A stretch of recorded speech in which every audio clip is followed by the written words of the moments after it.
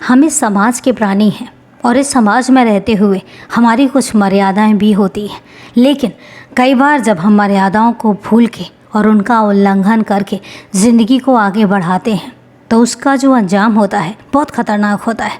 आज की कहानी में भी कुछ होता है। आज की कहानी में भी अंजलि ने कुछ ऐसी मर्यादाएं लागी कि उसके बाद उसका जो अंजाम हुआ वो बेहद ही दुखदाई था।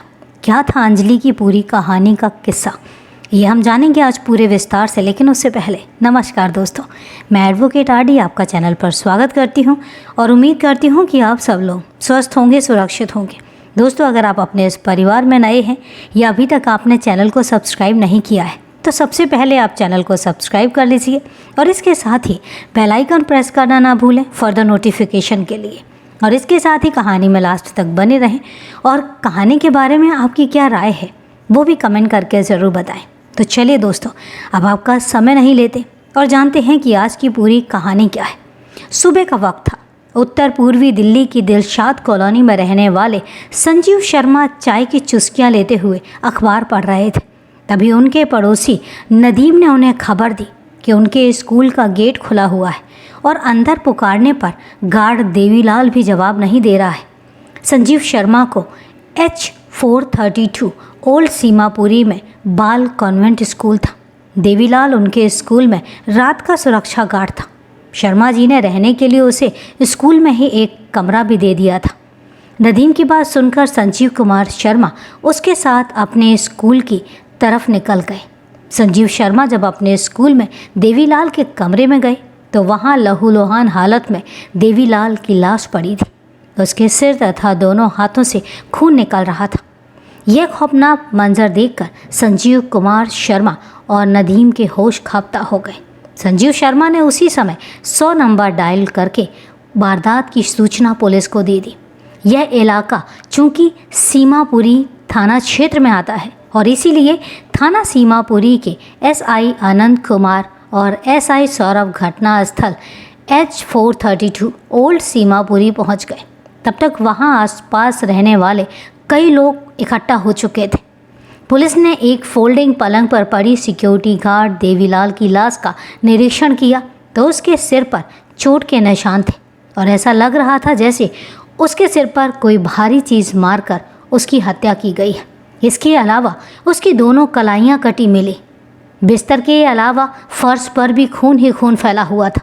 कमरे में रखी दोनों अलमारियाँ खुली हुई थी और काफ़ी सामान फर्श पर बिखरा हुआ था। हालात देखकर लूट की संभावना भी नज़र आ रही थी।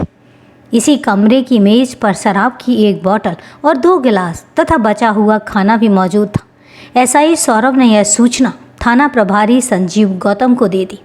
हत्याकांड की सूचना पाकर थाना प्रभारी संजीव गौतम पुलिस टीम के साथ घटनास्थल पर पहुंचे। घटनास्थल का मौका मुआयना करने के बाद थाना प्रभारी इस नतीजे पर पहुंचे कि हत्यारा स्कूल में मित्रवत दाखिल हुआ था। उसने मृतक के साथ शराब भी पी थी और इसीलिए उसकी हत्या में उसका कोई नज़दीकी ही शामिल हो सकता है। खुली अलमारी और बिखरा सामान लूट की तरफ इशारा कर रहा था। स्कूल मालिक संजीव शर्मा ने बताया कि देवीलाल जम्मू का रहने वाला था। पिछले 2 साल से वह उनके स्कूल में रात को सिक्योरिटी गार्ड के रूप में काम करता था। थाना प्रभारी ने मौके पर क्राइम इन्वेस्टिगेशन टीम बुलाकर ग्लास तथा शराब की खाली बोतल से फिंगरप्रिंट्स उठवा लिए। मौके की कार्रवाई निपटाने के बाद लाश को पोस्टमार्टम के लिए GTV अस्पताल भेज दिया।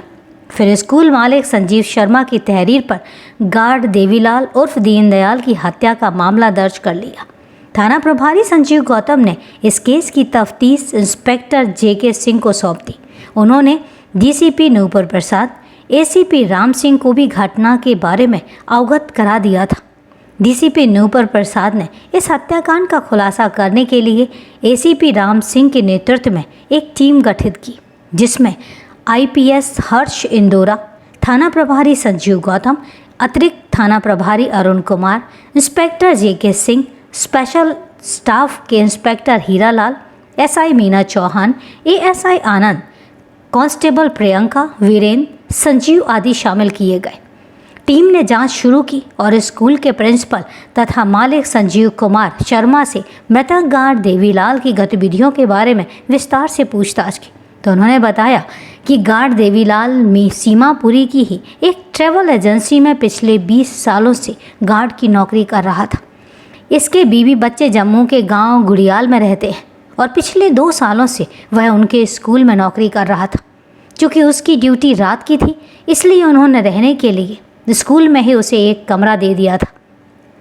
संजीव शर्मा से बात करने के बाद पुलिस ने स्कूल के सीसीटीवी कैमरों की फुटेज को भी खंगाला, मगर उससे पुलिस को कोई भी सुराग नहीं मिला, क्योंकि स्कूल में लगे सीसीटीवी कैमरे केवल दिन के वक्त चालू रहते थे। शाम होने पर उन्हें बंद कर दिया जाता था।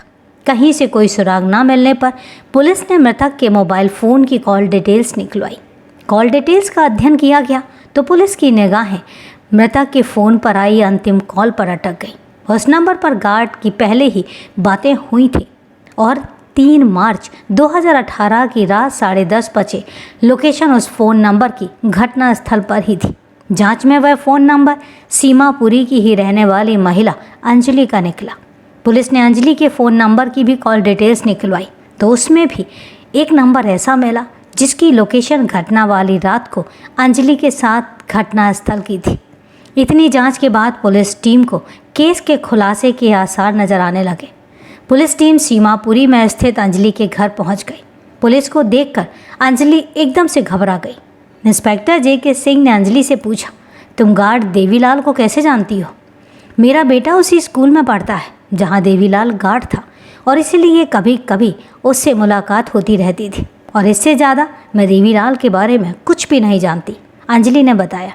इंस्पेक्टर JK सिंह को लगा कि अंजलि सच्चाई को छिपाने की कोशिश कर रही है, क्योंकि उनके पास अंजलि और देवीलाल के बीच अक्सर होने वाली बातचीत का सबूत मौजूद था। इसलिए वह पूछताछ के लिए उसे थाने लेकर आए। थाने में उन्होंने अंजलि से पूछा, 3 मार्च की रात 10:30 बजे तुम देवीलाल के कमरे में क्या करने गई थी? यह सवाल सुनते ही अंजलि की बोलती बंद हो गई। कुछ देर की चुप्पी के बाद उसने जो कुछ बताया उससे देवीलाल की हत्या की गुत्थी परत दर परत खुलती चली गई। उसने स्वीकार कर लिया कि उसने अपने दूसरे प्रेमी साजिद उर्फ शेरू के साथ मिलकर देवीलाल की हत्या की है। देवीलाल की हत्या क्यों की गई, इसे जानने के लिए 2 साल पीछे के घटनाक्रम पर नज़र दौड़ानी चाहिए, जो इस प्रकार से है।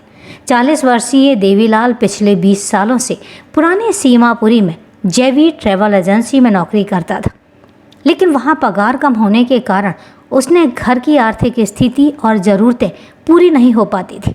चूँकि ट्रैवल एजेंसी में उसका काम दिन का होता था और इसलिए रात के समय खाली होने के कारण वह संजीव कुमार शर्मा के स्कूल में गार्ड के रूप में नौकरी करने लगा।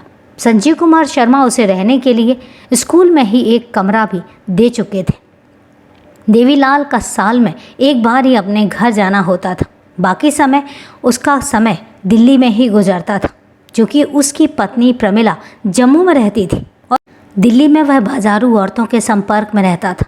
2 जगहों पर काम करने के कारण थोड़ी ही समय में उसके पास काफ़ी रुपए इकट्ठे हो गए थे और वह अपने सभी रुपए अपने अंडरवियर में बनी जेब में रखता था। अंजलि की शादी करीब 8 साल पहले सुरेंद्र के साथ हुई थी। शादी की शुरुआत में तो अंजलि सुरेंद्र के साथ बहुत खुश थी और बाद में वह एक बेटे की माँ बनी जिसका नाम कपिल रखा। सुरेंद्र प्राइवेट नौकरी करता था और उसी से वह अपने परिवार का पालन पोषण करता था। अंजलि की यह खुशी ज़्यादा दिनों तक टिक नहीं सकी। बीमारी की वजह से सुरेंद्र की नौकरी छूट गई और इससे परिवार में आर्थिक समस्या खड़ी हो गई। अंजलि के पास जो थोड़े बहुत पैसे जमा थे वह भी सुरेंद्र की बीमारी में खर्च हो गए। अंजलि ने सुरेंद्र को बचाने की जी तोड़ कोशिश की, लेकिन एक दिन उसकी मौत हो गई। पति की मौत से अंजलि की आंखों के आगे अंधेरा छा गया। जैसे तैसे करके उसने पति का दाह संस्कार किया, फिर जीविका चलाने के लिए सीमापुरी की एक कैटरिंग शॉप में नौकरी करने लगी। वहाँ से उसे जितनी पगार मिलती उससे बड़ी मुश्किल से माँ बेटे का गुजारा होता था। 2 साल पहले उसने बेटे कपिल का एडमिशन ओल्ड सीमापुरी में स्थित बाल कॉन्वेंट स्कूल में नर्सरी कक्षा में करवाया था।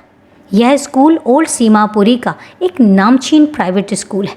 वह रोज़ाना सुबह बेटे को स्कूल छोड़ने जाती थी और छुट्टी के समय उसे स्कूल से लेने पहुंच जाती थी। बच्चे की छुट्टी होने तक वह अन्य माँओं की तरह गेट पर खड़ी होकर बेटे का इंतज़ार करती थी। हालांकि अंजलि एक विधवा थी, लेकिन उसके सौंदर्य में आज भी एक कशिश थी। गरीबी का अभिशाप भी उसकी परीक्षा ले रहा था। एक दिन शाम के समय जब स्कूल का गार्ड देवीलाल गेट पर ड्यूटी दे रहा था, तभी अचानक उसकी निगाहें अंजलि पर पड़ी। इसके बाद देवीलाल अंजलि के साथ दोस्ती बनाने के बारे में सोचने लगा।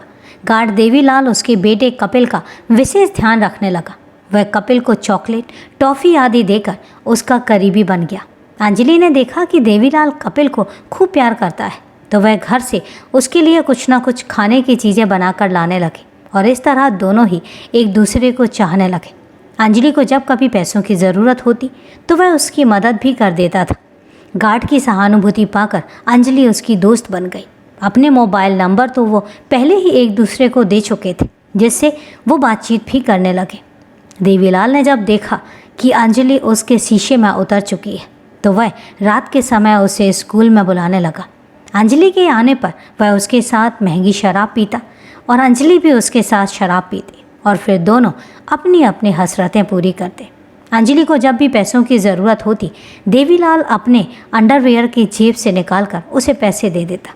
अंजलि उसके पास इतने सारे रुपए देखकर बेहद प्रभावित हो गई थी, इसलिए वह देवीलाल को हर तरह से खुश रखने की कोशिश करती।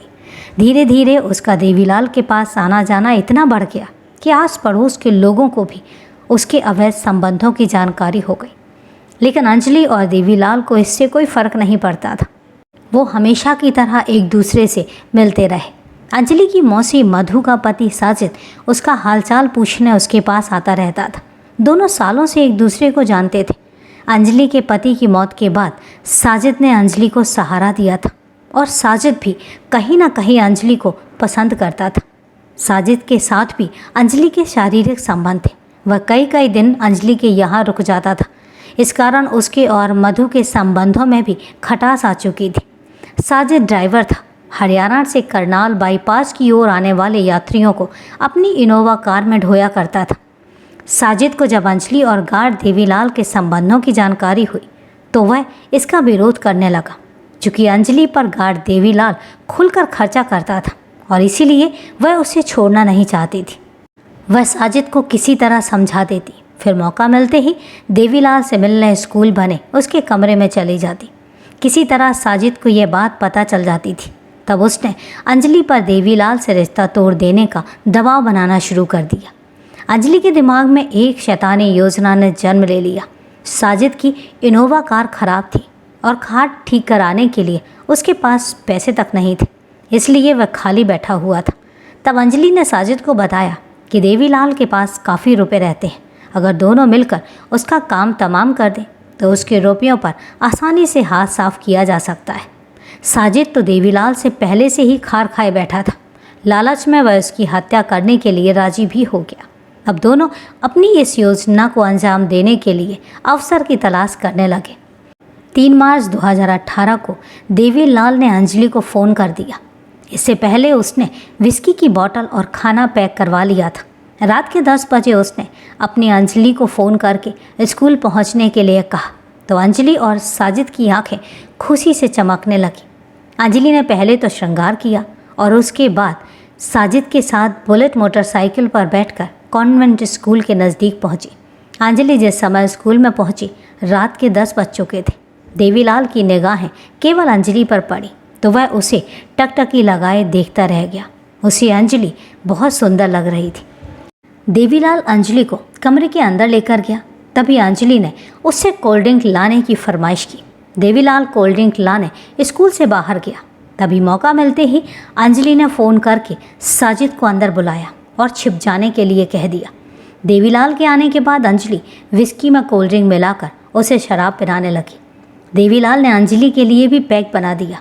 अंजलि भी शराब की शौकीन थी, लेकिन उस दिन उसने स्वयं तो कम पी, लेकिन देवीलाल को अधिक पिलाकर मदहोश कर दिया। जब अंजलि ने देवीलाल को बेसुध देखा तो उसने साजिद को इशारा करके बुला लिया। अंजलि ने उससे देवीलाल का काम तमाम करने के लिए कहा। फिर साजिद ने देवीलाल के सिर पर लोहे की रॉड का भरपूर वार करके उसका काम तमाम कर दिया।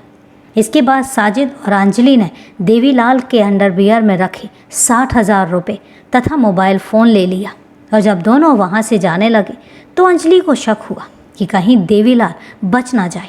अगर वह बच गया तो इस मामले में वह फंस सकती है, और इसलिए अंजलि ने साजिद को उसकी कलाई की नसें काटने के लिए कहा। यह सुनकर साजिद ने अपने साथ लाए पेपर कटर से देवीलाल के दोनों हाथों की नसें काट दी, और जिससे उसका खून बह गया। देवीलाल की हत्या करने के बाद दोनों शातिर इत्मीनान से अपने अपने घर लौट गए। अंजलि की निशानदेही पर पुलिस ने उसके पहले प्रेमी साजिद को भी उसके घर से गिरफ्तार कर लिया।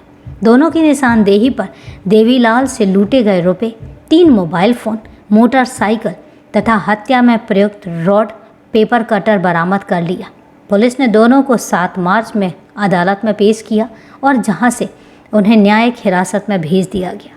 तो दोस्तों, ये है एक अजीबोगरीब दिल दहला देने वाली कहानी। सिर्फ एक स्वार्थ के लिए, सिर्फ एक लालच के लिए एक इंसान को जान से मार दिया गया। वो इंसान जो जम्मू में बैठे अपने परिवार का भरण पोषण कर रहा था। तो दोस्तों, ये है एक दिल दहला देने वाली कहानी को लास्ट तक सुनने के लिए आपका तहे दिल से धन्यवाद। अब कहानी के बारे में आपकी क्या राय है, कमेंट करके ज़रूर बताएं। तो चलिए दोस्तों, आज के लिए इतना ही। कल फिर मिलते हैं क्राइम की एक सच्ची कहानी के साथ। तब तक के लिए सेफ रहें, सुरक्षित रहें और अपना ध्यान रखें। जय हिंद दोस्तों, जय भारत।